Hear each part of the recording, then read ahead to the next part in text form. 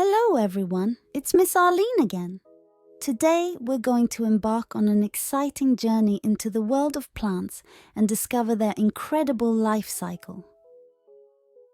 Plants are amazing living things, and just like us, they go through different stages in their lives. Let's explore the plant life cycle together. It all starts with a tiny seed like this one.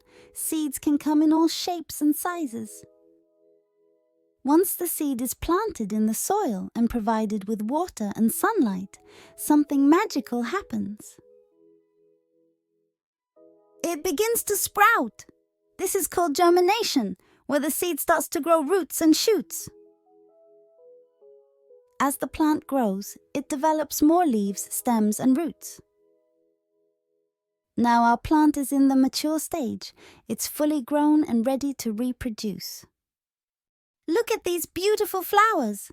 They play a crucial role in the plant's life cycle. Pollination occurs when insects like bees carry pollen from one flower to another. This helps the plant produce seeds. After pollination, the flowers turn into fruits containing seeds. And inside these seeds lies the potential for new plants to grow, completing the cycle.